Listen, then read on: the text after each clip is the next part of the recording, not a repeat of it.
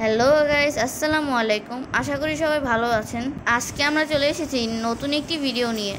আজকে আমরা তৈরি করব চিকেন খিচুড়ি। এর জন্য আমরা ছোট ছোট করে মাংসগুলো কেটে নিয়েছি এবং অনেক ভালোভাবে মাংসগুলো ধুয়ে নিয়েছি। এরপর মাংসগুলো ভেজে উঠিয়ে পেঁয়াজগুলো হালকা ভেজে এগুলোর মধ্যে আদা রসুন বাটা, কাঁচামরিচ, লবণ, হলুদের গুঁড়া, মরিচের গুঁড়া দিয়ে দিয়েছি। এরপর মশলাগুলো কষিয়ে পরিমাণ মতো জিরার গুঁড়া দিয়ে দিলাম। মশলাগুলো আরেকটু কষিয়ে এর ভিতর রসুন, গরমের মশলা দিয়ে দিলাম। এরপর ভাজা মাংসগুলো দিয়ে কিছুক্ষণ নাড়াচাড়া করে নিলাম। মাংসগুলো কষানোর পরে ধুয়ে রাখা চাল ডালগুলো দিয়ে নেড়ে নিলাম। এরপর কিছুক্ষণ এটিকে নাড়াচাড়া করার পর এর ভেতরে পানি দিয়ে দিতে হবে। মনে রাখতে হবে, আপনি খিচুড়ির থিকনেস যেমন রাখতে চান সেই অনুযায়ী আপনাকে পানি দিতে হবে।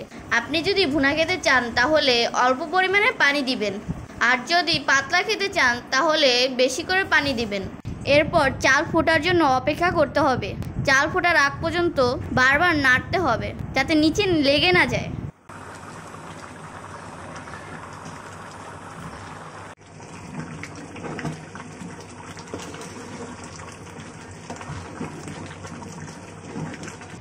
এরপর চালগুলো যখন ফুটে আসবে তখন এর মধ্যে ফুটানো অ্যাঙ্কর ডাল দিতে হবে। এতে খিচুড়ির টেস্ট আরও বেড়ে যাবে। এই ভিডিওটা আমরা এখানেই শেষ করছি। পেজে ফলো দিয়ে আমাদের পাশেই থাকবেন। Bye guys.